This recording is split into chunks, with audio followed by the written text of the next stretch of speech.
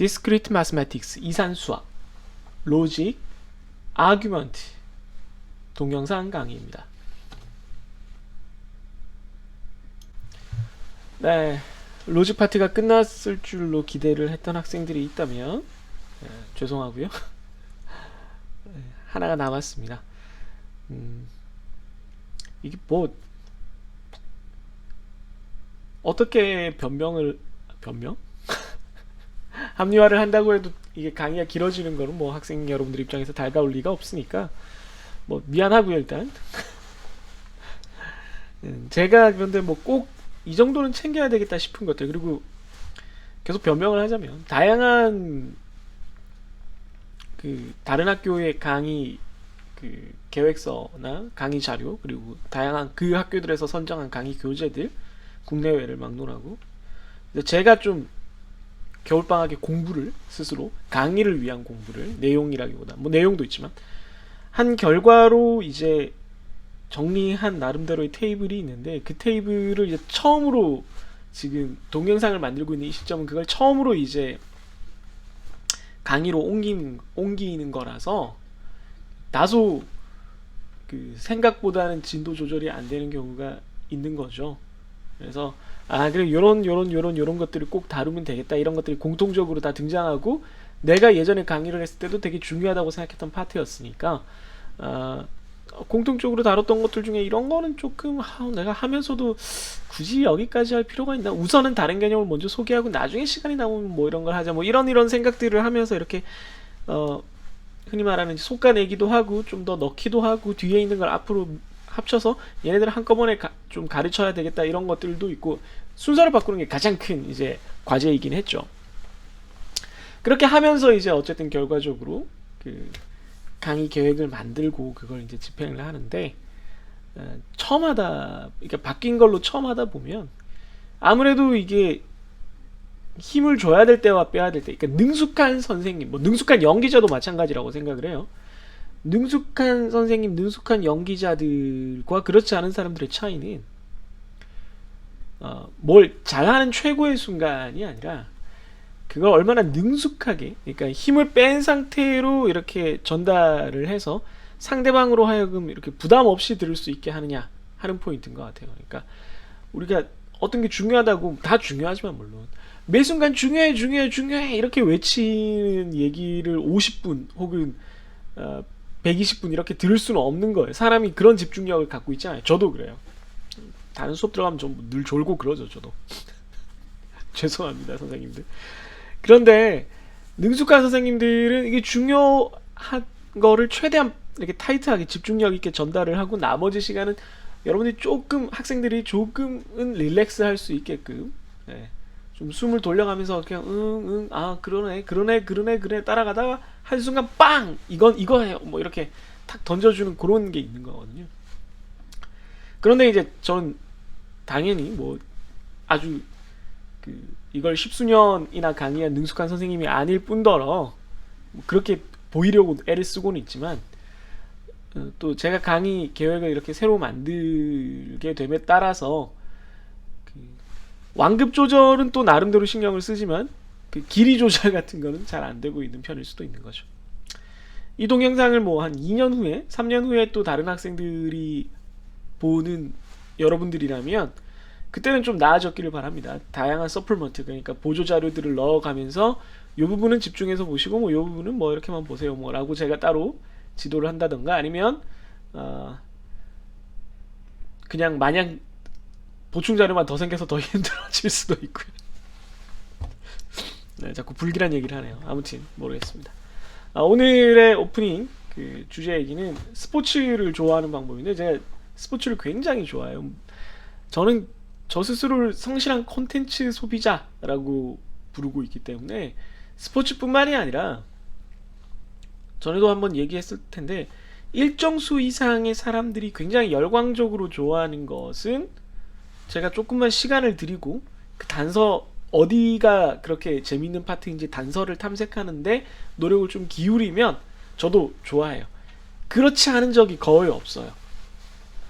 아직 그 노력을 기울이지 못한 대상들이 물론 있어요. 스포츠 세계에서도 뭐 크리켓이라던가 미식축구 말고 럭비는 아직은 제가 그렇게 노력을 기울일 만한 기회가 없었는데, 그 외에는 우리나라 사람이든 뭐 외국 사람이든 일정 정도의 사람들이 정말 열광적으로 즐기는 어떤 것이 있다 그러면 당연히 거기엔 그럴 만한 이유가 있는 거잖아요. 그 사람들이 뭐 우리랑 다른 종류의 어떤 생명체가 아니니까 그럴 만한 매력이 있는 거고, 왜 그렇게 재밌어 할까를 이렇게 뭐 우연찮은 기회에 보다 보면 이렇게 훅 빠져들게 되죠. 많은 사람들이 아마 스포츠 중에서는 축구나 야구, 농구 정도를 가장 많이 즐기고 있을 거예요. 우리나라 환경에서는 특히 학생 여러분들이 더 그럴 거예요. 축구와 야구가 이제 우리나라 양대 스포츠죠. 그 두 스포츠는 뭐 잘하면서 보통 그 특히 남학생들 같은 경우는 아버지가 이렇게 채널 결정권을 쥐고 있으면 저녁 시간에 아버지가 야구를 틀어놓으면 그 야구를 보게 되는 거겠죠. 아버지가 좋아하는 팀을 자기도 좋아하게 되고, 네, 그게 일반적이죠. 저도 그랬고요. 그래서 야구나 축구처럼 아주 긴 시간을 내가 쏟아 부을 수 있으면 그냥 자연스럽게 애착이 생겨요. 자연스럽게 제가 밑에 써놓은 이 제가 생각하는 3대 요소를 다 습득을 해요. 시간이 지나면서 저 투수는 어느 정도로 잘 던지는 투수지, 저 타자는 얼마나 잘 치는 타자지, 저 주자가 나가면 얼마나 도루를 잘 할 수 있지, 또 저 수비수는 어느 정도 범위를 수비할 수 있지. 명확하게 숫자를 달달달 외우고 있지 않더라도 마치 그 온라인 게임에서 그 능력치가 이렇게 막대 그래프로 대충 보이는 것처럼 그 투수나 타자의 머리 위에 여러분들이 그 막대 그래프가 이미 보이고 있다는 상상을, 그런 느낌을 갖게 돼요. 예를 들면 여러분 여기 대전이니까 예전에 뭐 지금은 은퇴했지만 김태균 선수가 타석에 들어서면 머리 위에 되게 빨간 큰 그래프가 보이는 거예요. 능력치가 엄청 커서. 네, 그래서 막 기대를 하게 되는 거지. 그런 숫자가 보이기 때문에 기대를 하게 되는 거죠. 네, 그런 긴장감이 있는 거죠, 상황에 대한. 뭐 다른 선수가 아닌 축구 국가대표 경기를 보는데 다른 선수가 아닌 전방 패스가 손흥민의 발에 딱 떨어지면 손흥민 머리 위에 막 순속, 킹력 막 이런 그래프가 막 보이는 거야. 막 기대가 되는 거야. 손흥민을, 저게 손흥민이라는 걸 확인하는 순간 그 다음이 기대가 되는 거예요. 왜? 내가 거기에 대해서 알고 있는 정보가 있기 때문에. 거기서 이제 그 다음에 대한 기대감, 나 혼자 머릿속으로 이제 하는 상상력이 현실과 이렇게 맞닿으면서 굉장히 재미가 발생을 하는 거죠. 또 재미가 발생하기 위해서는 저 선수가 아무리 잘하고 저 선수가 아무리 못하고 뭐 어떤 게 있더라도 내가 좋아하는 어떤 선수, 내가 특별히 다른 선수와 차별하는, 그러니까 아이돌계로 치면 최애가 있어야 돼요. 최애 혹은 마이 팀이 있어야 되는 거죠. 네. 본진, 덕질로 치면 본진이 있어야 되는 거지. 본진. 작년까지는 제 본진은 트와이스였고요. 뭐 지금도 본진이라고 할 수 있죠. 뭐 지금 아기가 태어나서 뭐 덕질이고 뭐고 지금 아기들만 보는 것도 정신이 없기 때문에, 또 아기들이 너무 예쁘고 사랑스러우니까.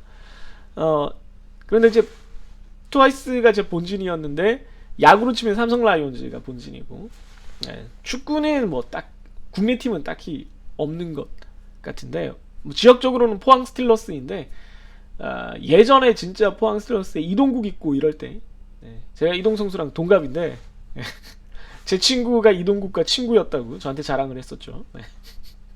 같은 포항이니까 그런 경우가 있었죠. 아무튼 그런 때는 포항을 좋아했지만 그 이후로는 뭐 경기를 챙겨볼 정도는 아니어서 가지고, 네, 국내에 뭐 그렇게 본진이 있진 않아요. 아무튼 자기가 본진, 그러니까 자기가 응원하는 팀, 뭐 개인 스포츠가 아니라 팀 스포츠인 경우에 팀이 있고, 거기서도 자기가 좋아하는 선수가 있다면 그 선수 때문에, 그 팀 때문에 기대를 하고, 또 그것이 이루어졌을 때 기쁘기도 하고, 그것이 안 이루어졌을 때 슬프기도 하면서 이제 스포츠에 빠져드는 거죠. 희노애락이 생기는 거죠. 뭐 연애랑 똑같은 것 같아요. 뭐 연애가 아니라 모든 사람의 감정이 다 똑같죠. 뭔가 기대를 해요. 친구 관계건 연인 관계건 뭐 부모와 자식 관계건 형제 관계건 상대방에게 내가 평범하지 않고 특별한 사람이고 싶어요. 상대에게도 내가 그런 사람이기를 원해요. 그렇기 때문에 기대하는 바가 생겨요. 네, 그 사람의 어떤 행동을 내가 좀 더 다른 사람보다는 잘 알게 되고, 그게 이제 상대에게도 그대로 전해지기를 원하는 거죠. 그래서 그게 이루어지면 너무 기뻐요. 그냥 같은 친구끼리도 뭐 대단한 뭐 어떤 사랑 싸움이 아니라 친구끼리도 친구가 내 취향을 알아주고 뭐 이렇게 챙겨주면 되게 기분이 좋죠. 예. 너무 뭐 반갑고 고맙죠. 그런데 나는 저 사람을 특별하게 생각했는데, 특히 연인관계, 남녀관계에서 이게 좀 심각해지죠, 문제가. 나는 저 사람을 특별하게 생각했는데 저 사람은 나를 특별하게 생각하지 않는구나를 알게 되거나 내가 가진 기대에 비해서 어떤 것이 무너질 때 되게 슬프죠. 그런데 그런 기쁨과 슬픔이, 기쁨만 있다고 해서 좋은 것도 아니고, 기쁨과 슬픔이 이렇게 반복적으로 나타나야 단짠단짠이 되면서 이제 중독이 되어 가는 거죠. 뭐 여러분한테 뭐 연애할 때 나쁜 남자 나쁜 여자가 되라는 게 아니라, 판무파탈 오무파탈이 되라는 게 아니라, 그냥 사람의 감정이라는 게 어떤 것을 즐기고 중독되어 가는 그런 방식이 그렇다는 거죠. 그런 애착이 있는 어떤 대상이 생기면 결국은 그 스포츠에 빠져드는 것 같아요. 그리고 그것들이 다 결합됐을 때 결국은 그게 스토리가 되는 거죠. 어떤 그 아이돌이건 뭐 배우건 뭐 어떤 영화건 아니면 뭐 어떤 게임이건 뭐 어떤 종류, 소설이건 뭐 웹툰이건 뭐건 간에 어떤 종류에 빠져있는, 우리가 이제 아주 가까운 친구면 그렇게 사실은 뭐 심한 중독이 아님에도 아우 덕후야 라고 이렇게 놀릴 정도가 된 어떤 그 팬심이 있는 친구를 여러분들이 알고 있다면, 그 친구랑 대화를 하다 그 주제로 가면 그 친구가 단순히 뭐 야 너 그거 봤다며 그거 재밌어 라고, 재밌어 재미없어 이상의 어떤 이야기 스토리를 쭉 펼쳐 놓으려고 되게 애쓴다는 걸 여러분들이 발견할 거예요. 여러분들이 그 말을 끊어야 멈출 정도로 그 스토리를 쫙 얘기하려고 애를 쓸 거예요. 왜? 방금 말한 숫자, 애착, 그리고 그것으로부터 생기는 여러분들의 그 사람의 감정의 변동, 그 모든 게 합쳐져서 그 대상물, 뭐 그게 아이돌이건 소설이건 뭐 배우건 뭐 뭐건 간에, 영화건, 그 대상물의 가치가 자기에게, 그 팬에게 전해지는 가치가 결정되기 때문에 이거를 어디 한 군데만 딱 떼서 얘기하기가 너무 힘든 거예요, 그 사람에게. 그래서 뭐 예를 들어서 제가 가장 최근에 이제 빠지게 된 스포츠는 포뮬러 1입니다. 레이싱이죠, 레이싱. 세계에서 가장 빠른 자동차들의 경주죠. 그래서 그게 왜 빠졌냐? 2000년대 초반부터 이렇게 누워서 새벽 시간에 이렇게 TV를 틀었다가 케이블에 이렇게 하면은 딴 걸 정 볼 게 없으면 제가 뭐든 스포츠를 틀어놓고 이렇게 보다가 잠드는 걸 좋아하기 때문에, 특히 혼자 살 때는 그래서 이렇게 보곤 했었어요. 뭐 해외 테니스도 보고, 진짜 볼 거 없으면 해외 스누커라는 정말 지루한 당구 경기도 있어요. 제가 당구 치는 건 좋아하지만 어쨌든 보다가 F1을 하면 F1도 보고 그랬었어요. 근데 그때는 그냥 지나갔어요. 그러다가 2010년도에 우리나라에서 F1이 열렸고, 그때 이제 이 선수가 잘하는구나, 이 선수가 못하는구나, 이 팀이 잘하는구나, 이 팀이 못하는구나의 정보를 조금씩 알게 됐어요. 이제 숫자가 저한테 온 거죠, 정보가. 그러면서 그때 챔피언은 뭐 당연히 누구나 다 처음엔 챔피언을 좋아하죠. 챔피언이었던 선수를 좋아하게 됐어요. 그게 세바스티안 베텔이라는 독일 드라이버였고, 그러다가 또 제가 이걸 어떻게 봐야 되는지, 한국에서는 뭐 제가 가입한 케이블에서 나올 때도 있고 안 나올 때도 있고 막 그랬었기 때문에 또 잊혀지다가, 뭐 인터넷에 뭐 누가 해서 보여주면은 보고 뭐 이런 식으로 하이라이트만 보고 이렇게 지나가다가 2017년 18년쯤에 이제 본격적으로 보게 된 거죠. 그 풀 시즌을 다 본 건 2019년부터. 근데 풀 시즌을 본 2019년 전에 그래서 큰맘 먹고 이제 좀 자료 조사를 했어요. 자료 조사를 싹 해서 이런 선수와 팀이 있고 어떤 역사가 있고 이걸 있구나.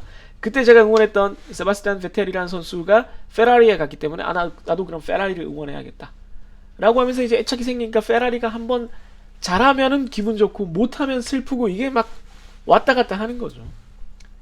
그러고 나서 2019년에 그 페라리에 처음 데뷔한, 여러분들 뭐 한번 찾아보시면 좋을 텐데, 특히 여학생들도, 샤를 르클라르라는 그 모나코 출신의 아주 젊고 잘생긴 드라이버가 신인으로 들어오는데, 신인인데 무려 데뷔한 첫 해에 그 20몇 번의 레이스 중에 2번을 우승을 해요.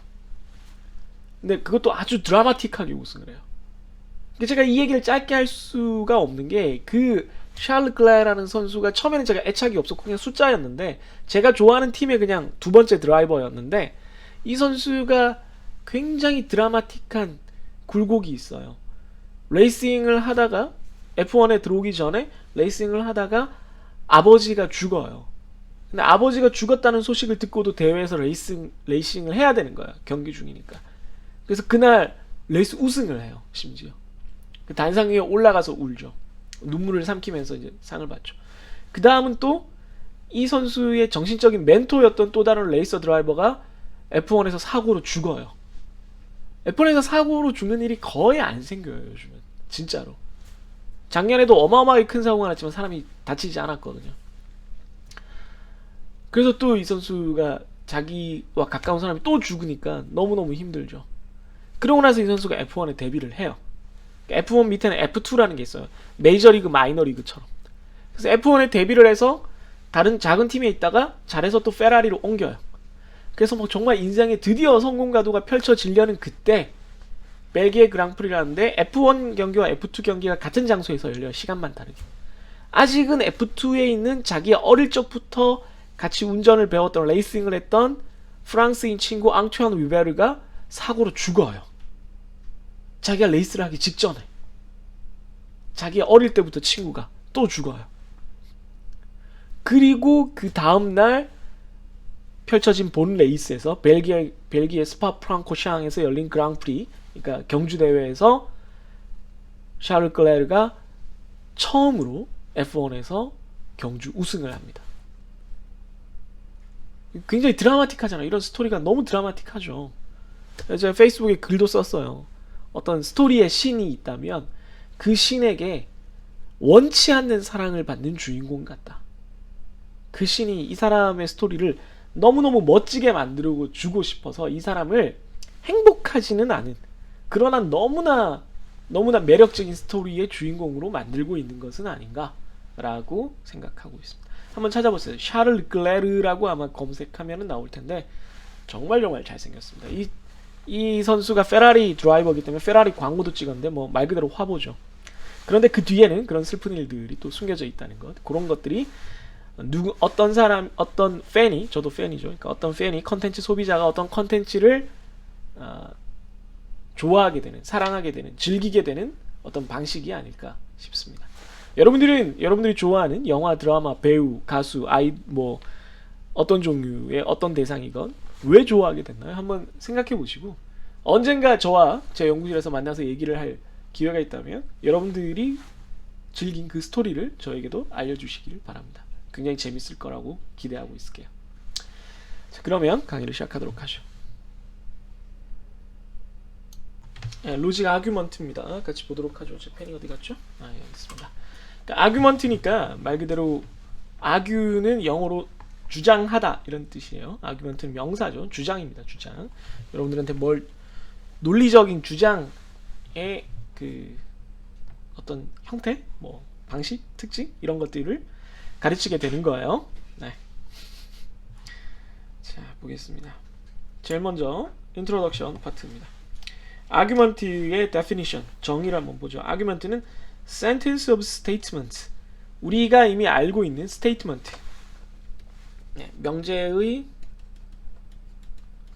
sequence는 어떤 순서라는 뜻도 되고 연속이라는 뜻도 돼요. 그래서 이건 나열이라고 보시면 되겠습니다.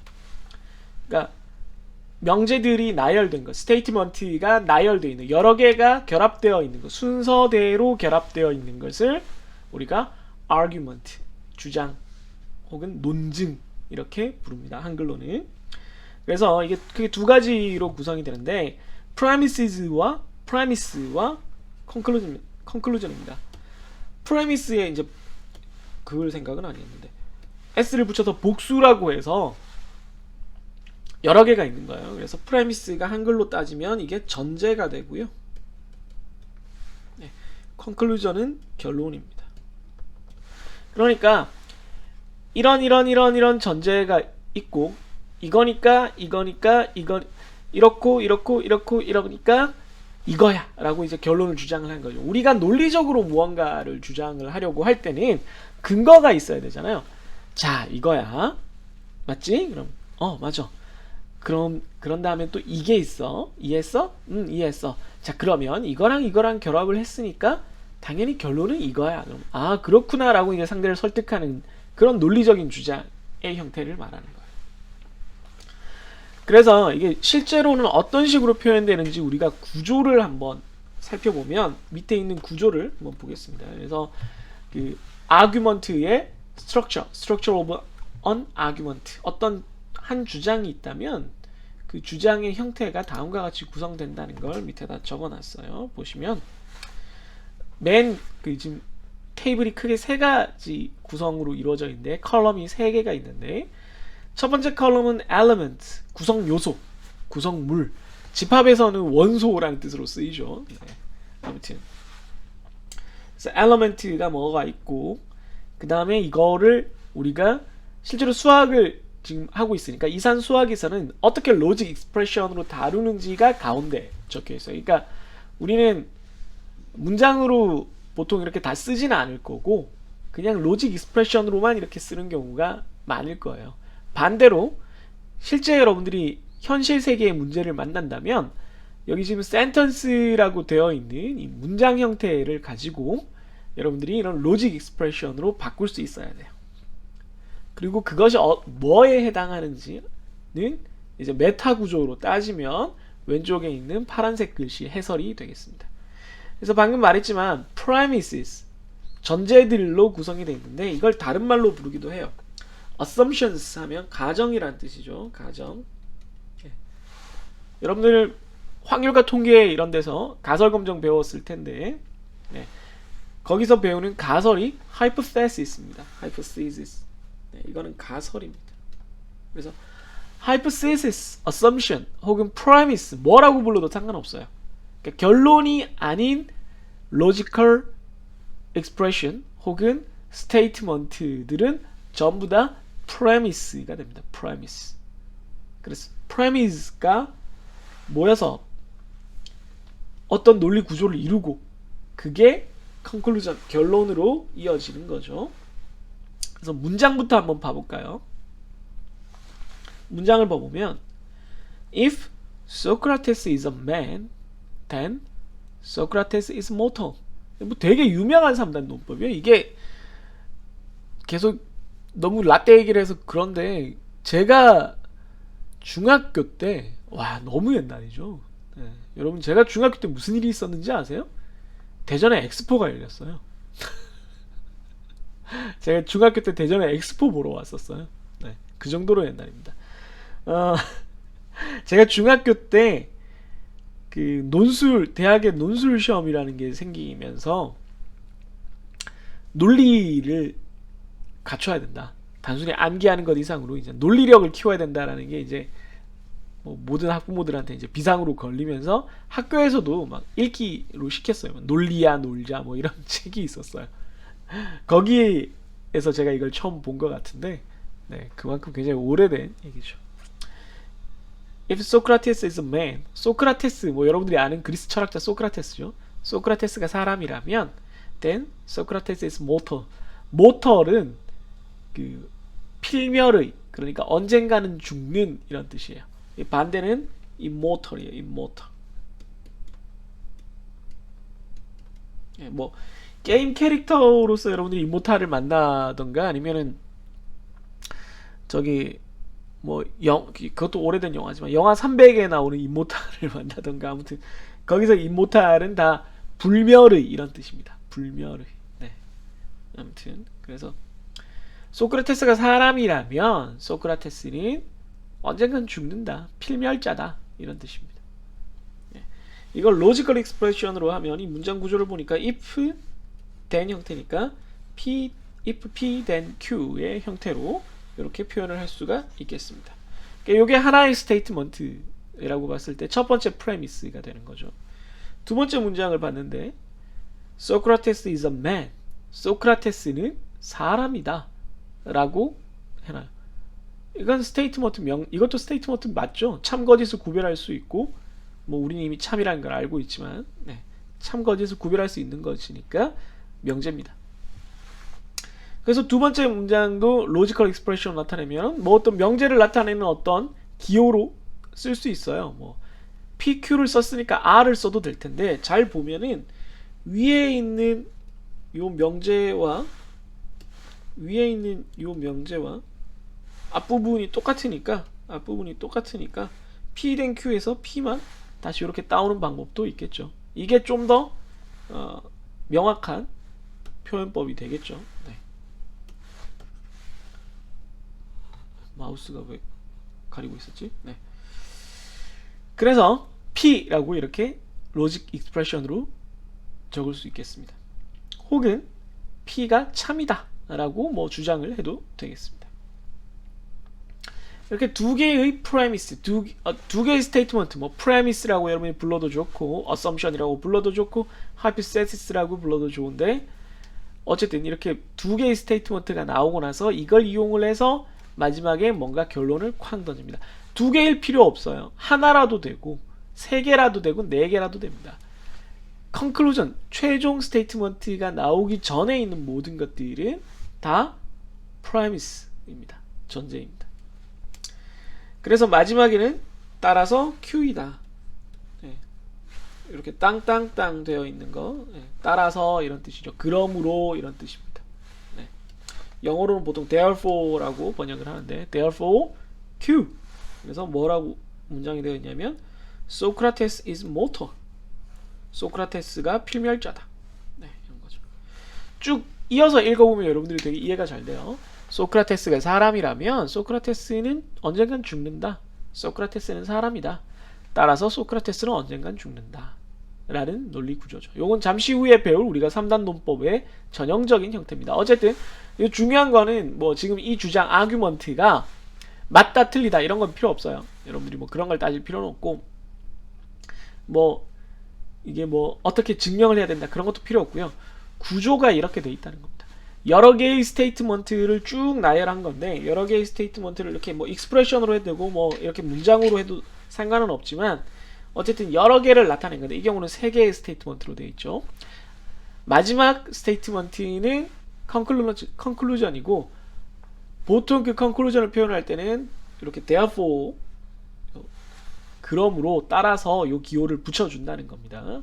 그리고 그 앞에 두 개의 스테이트먼트, 앞에 뭐 한 개건 두 개건 결론이 아닌 스테이트먼트를 우리가 premise라고 부른다는 거죠.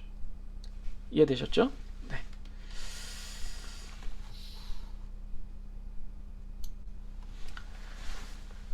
네, 아규먼트 강의를 계속하고 있습니다. validity로 넘어갈게요. validity는 뭐가 valid 하단 말은 타당하다 이런 뜻이에요. 타당하다, 옳다. 그러니까 타당하다는 거는 절대적으로, 그러니까 물론 수학에서는 절대적으로 옳다인데, 보통 그 우리가 일상생활에서 타당하다, 뭐 그 사업은 타당한 사업이다 이러면은 그럼직하다라는 뜻입니다. 그래도 괜찮다, 그럴 만한 근거가 있다라는 겁니다. 여기서 포인트는 그럴 만한 근거예요, 근거. 그래서 그 논증, 주장에서 타당성은 그 주장이 성립하기 위한 근거가 있다라는 거예요. 근데 그 근거가 뭐냐?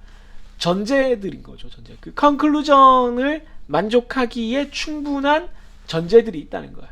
그래서, 그러니까 전제들이 쭉 있고 마지막에 결론이 딱 생기잖아요. 그랬을 때 이 전제들이 이 결론을 만들어내기에 충분한가? 이것이 타당성입니다. 그래서 이걸 다시 이제 구체적으로 살펴보면 validity of argument, 타당성이라고 볼 수가 있죠. 주장의 타당성이라는 것으로 이 페이지를 우리가 다룰 건데요. 내용이 valid argument, valid argument. 그럼 타당한 주장, 타당한 논증. 타당한 논증이라는 것은 과연 무엇인가? 라고 한다면, equivalent 표시를 썼죠. if 전화가 왔어요. 좀 끊고 할게요. 네, 전화를 끊고 계속 하겠습니다.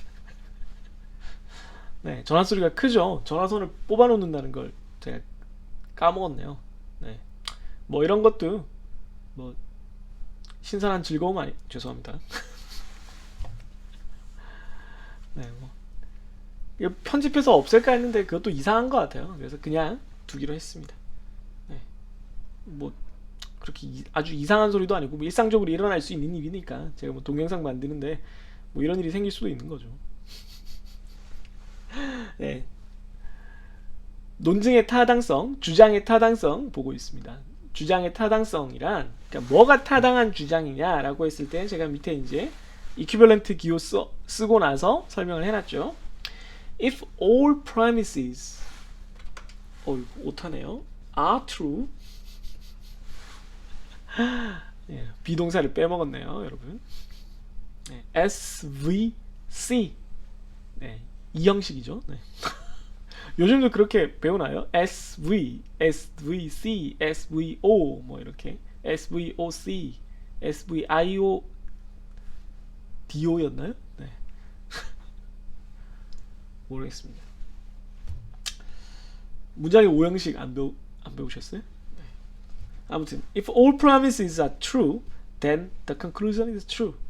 그러니까 뭐냐면 전제들이 다 참이면 그 결론도 참이다 라는 말이 성립하면 이건 논증이 맞는 거예요. 그러니까 전제들이 막 있어요. 그러니까 전제들이 아까 말한 근거라고 했잖아요. 그러니까 전제들이 이렇게 있어요. 이게 다 전제들입니다. 네, 프레미스예요. 그리고 내가 얻고 싶은 결론은 여기 있는 거예요. 네, conclusion. 근데 얘들이 다 참이다. 뭐 예를 들어 첫 번째 게 참, 두 번째 게 참, 세 번째 게 참이 돼서 그걸 이용하면은 얘가 참이라는 걸 만들어낼 수 있느냐 하는 겁니다. 그게 우리가 생각하는 논증, 옳은 논증인 거예요. 네, 제가 가리고 있었네요. 뭐 별거 없어요. 프레미스만 적은 거니까 뭐 큰 상관은 없을 겁니다만은. 그래서 이걸 그럼 이런 그냥 개념, 추상적인 개념으로만 여러분들한테 전달하면 이게 도대체 무슨 말인지 모를 테니까 그 example을 하나 만들어서 정말로 어떤 그 아규먼트, 주장이 우리가 아는 논리 기호로 이렇게 주어져 있을 때 얘가 valid, 타당한지를 한번 평가해 보겠습니다. 그래서 validity, 타당성을 확인하는 과정을 validation이라고 그래요. validation. validation은 타당성 검증 뭐 이런 뜻입니다. 네.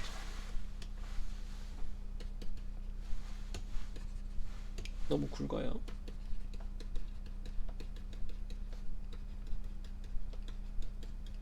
네. 타당성을 검증 혹은 확인하는 걸 validation이라고 합니다. validation of an argument. 아규먼트, 주장을 validation 해본다라는 거죠. 그래서 준비된 아규먼트가 얘예요. 되게 복잡하죠. 일부러 복잡한 걸 만들었습니다. 아예 example에서 복잡한 걸 하나 보여주면 여러분들이 실제로 응용하는 건 좀 상대적으로 쉬울 테니까 라고 이제 저 혼자 멋대로 생각을 하는 거죠. 그래서 첫 번째 프레미스가 P, then Q or R입니다. 네. 뭐 당연한 얘기겠지만 OR이 이 조건문보다는 순서가 앞이기 때문에 이렇게 괄호가 있다라고 생각하시면 더 쉬울 거예요. 네, 그래서 괄호 표시는 안 했지만 당연히 순서가 이렇게 됩니다. 그래서 P, then Q or R. P가 참이면 Q나 R은 참이다. 뭐 이런 식으로 우리가 말을 쓸 수가 있겠습니다. 그다음 두 번째 프레미스는 P exclusive or Q입니다. 그러니까 P와 Q는 하나가 참이면 하나가 거짓이고 하나가 거짓이면 하나가 참이다. 그런 겁니다. 그럼 이 두 조건으로부터 마지막에 Q and R, Q와 R은 모두 참이다 라는 컨클루전을 얻을 수 있다는 거예요. 그러니까 이 두 개를 이용을 하면 얘를 만들어낼 수 있다는 겁니다.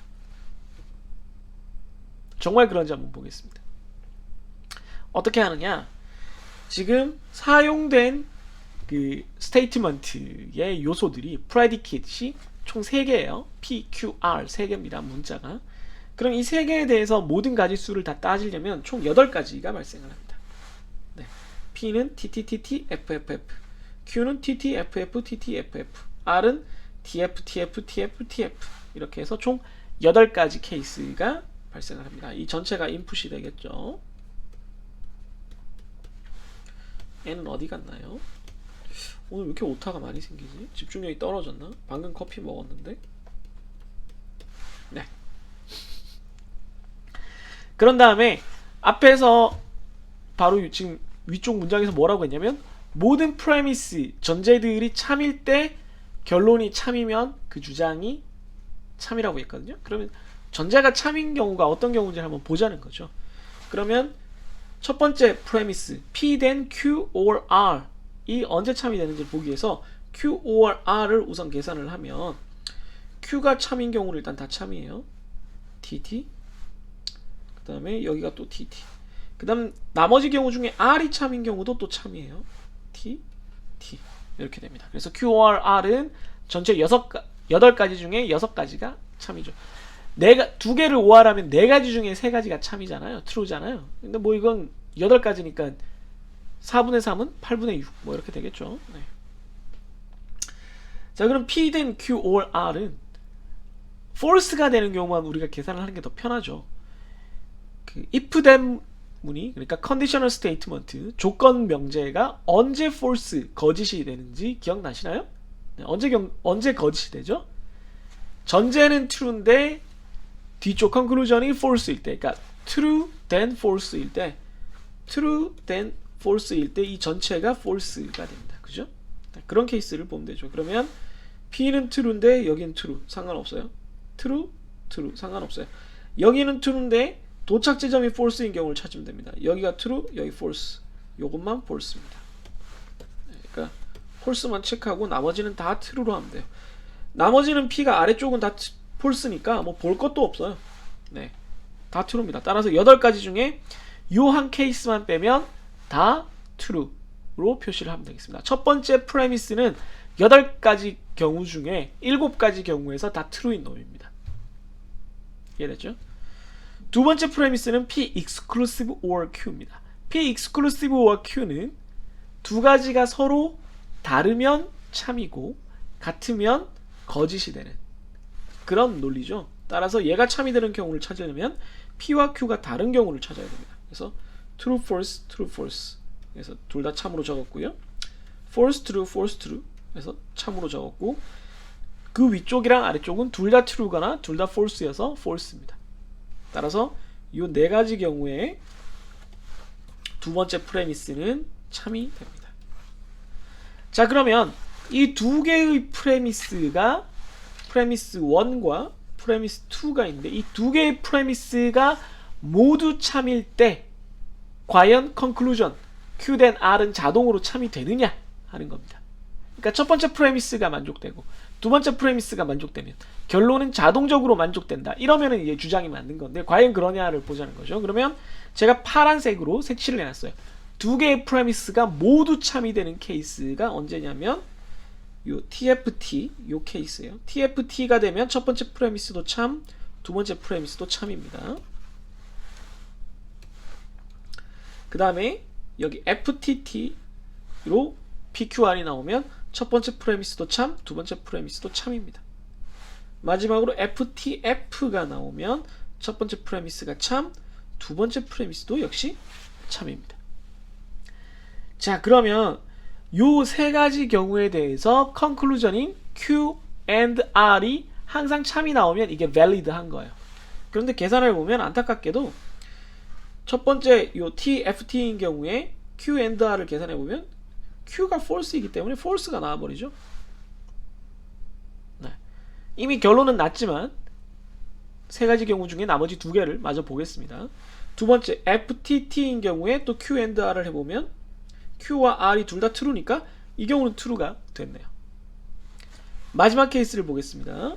FTF로 입력값이 주어졌을 때 프레미스는 다 참인데 TF니까 AND 하면 conclusion은 false예요.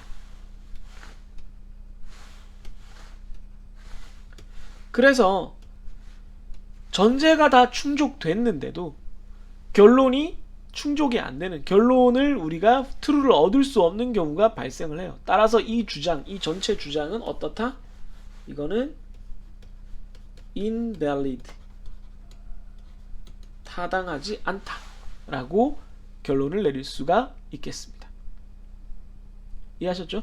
이 세 가지 지금 프레미스 두 개가 다 참이 되는 경우는 8가지 인풋 케이스 중에 3가지 케이스가 있는데 그 3가지 케이스에서 conclusion이 다 true라면은 이 주장은 valid, 타당한 거지만 봤더니 3가지 케이스 중에 2가지나 false가 나와요. conclusion이.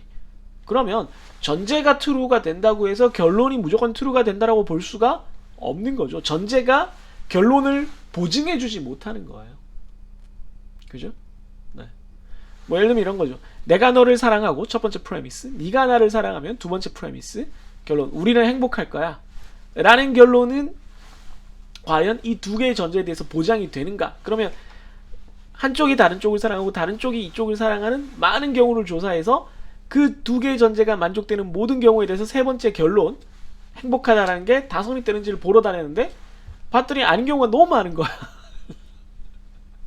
둘이 서로를 사랑을 하는데 성격이 안 맞고 뭐 생활 방식이 안 맞고 뭐 아무튼 뭐 그런 일들이 많이 있는 거야.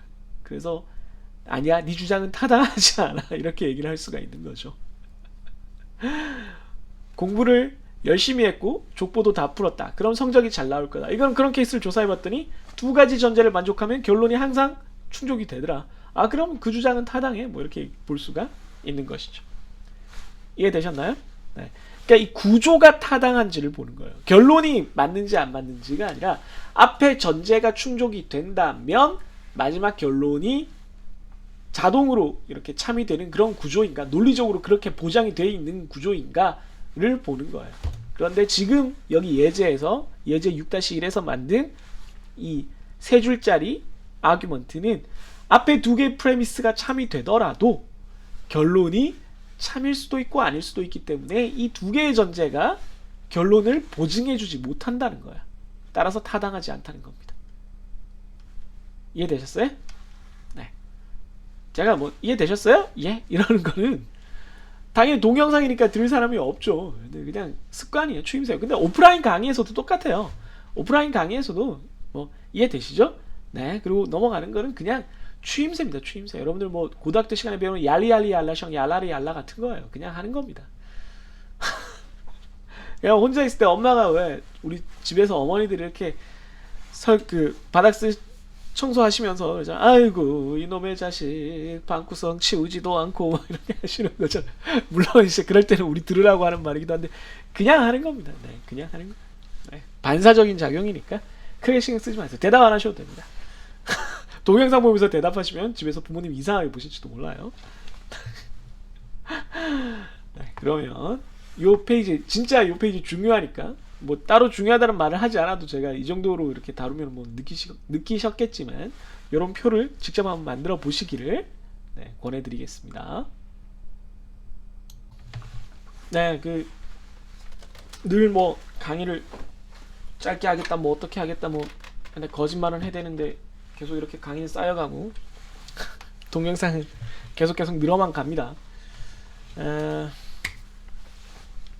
방금 말미에서 제가 뭐 이렇게 반사적용으로 그냥 여러분이 이해되시죠? 네. 자, 중요한 거 확인하셨나요? 네. 해보세요. 뭐 이런 식으로 하는 거는 습관이라고 했는데 그게 오프라인 강의에서는 당연히 돌아오지 않는 그러니까 메아리 없는 돌아오지 않는 대답이 돌아오지 않는 그런 외침이 될 것을 알면서도 하는 거예요. 그러면서 여러분들이 좀 부담을 느끼고 어쨌든 질문처럼 느껴지니까 약간 움찔하거든요. 그런 반응이라도 보려는 거예요.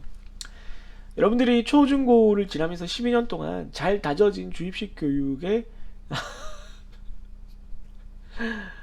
그 훈련이 되어 있잖아요. 질문을 거의 하지 않고 누군가 질문을 하면 불편하고 내가 질문을 해야 되는 상황이면 너무 힘들고 최악의 경우는 내가 질문을 받는 것이고 뭐 그런 거에 다들 익숙해져 있다는 건 너무나 잘 알고 있어요. 저도 학교를 다녔으니까. 심지어 우리나라는 대학에서도 그런 경우가 많죠. 더군다나 우리는 공대생이기 때문에 그 토론을 할 기회가 별로 없죠. 물론 다른 학문이라고 해서 뭐 정답이 없다는 건 아니지만 그래도 역사나 이런 것들은 what if를 많이 할 수 있어요. what if. 뭐 역사나 철학이나 뭐 이런 철학 쪽은 특히나 많이 해야 될 거고 만약에 이렇다면 어떻게 됐을까? 뭐 what if 그래서 만약에 원균이 그렇게 우리나라 해군을 작살내 놓지 않았다면 이순신 제독님은 좀 편했을까? 이순신 장군님은 좀 편했을까? 뭐 이런 얘기 토론을 할 수 있을 것 같잖아요. 뭐 잘하고 못하고를 떠나서. 그런데 공학에서 뭐 방금 지금처럼 우리가 이산수학을 하고 있는데 P 된 Q가 P 된 Q가 아니라면 뭐 이런 얘기를 토론을 할 수는 없는 거잖아요. 정해져 있는 건데 논리가. 그래서 여러분들에게 뭐 좀 더 다양한 어떤 발언권과 이렇게 활발한 수업 참여를 기대하기는 어려워요. 여러 가지 것들, 이런 문제들, 여러분들의 주입식 교육의 배경, 그리고 공대라는 학문적 특성, 뭐 여러 가지 것들이, 그런 것들이 힘들게 하지만, 그럼에도 불구하고 수업이라는 거는 일방적이어서는 안 되기 때문에 뭐 이렇게 자꾸 이렇게 시비를 걸어보는 거예요. 그냥 여러분들을 바라보고 대답을 기대하지 않고 그냥 이렇게 하는 거예요. 네. 예전에 한번 동영상 찾아보시면 좋은데, 그 유열 스케치북 때였는지 그 전이었는지는 모르겠는데, 박명수랑 유재석이 둘이 같이 거기 나간 적이 있어요. 그래서 바다의 왕자를 부르면서 그 계속 나올 때 노래가 흥겹잖아요. 그래서 유재석이 계속 그렇게 얘기를 해요. 자, 여러분 움직이지 마세요. 대답하지 마세요. 괜찮아요. 이거 저희들끼리 그냥 하는 겁니다. 움직이지 마세요. 가만히 계세요. 앉아 계세요. 저희들끼리 흥이 나서 이렇게 하는 겁니다. 선생님으로서의 제 입장도 그래요. 제가 스스로 이제 지치지 않기 위해서 텐션을 올리는 거예요. 학생 여러분들도 지치지 말라고. 물론 여러분들이 웃어주고 반응해주면 그것보다 더 좋은 일은 없지만, 아, 내가 뭘 해야 되나? 이렇게 너무 부담을 느끼지는 않았으면 좋겠어요. 제가 그게 필요하면 직접적으로 질문을 하겠죠. 네. 뭐 그렇다는 얘기입니다. 오프라인에서 저를 만나게 되면 그렇게 생각을 하라는 얘기예요. 네. 수업 시간에는 제가 이런 얘기를 늘 하거든요. 언젠가 또 오프닝으로 이 얘기를 좀 길게 할 때도 있겠네요. 자, 그러면 논쟁, 주장 요 파트를 하다 보니까 좀 더 이제 그래도 말이 신경 쓸 게 많아지는 것 같은데, 다음 동영상에서 계속 하도록 하죠. 네, 안녕히 계세요.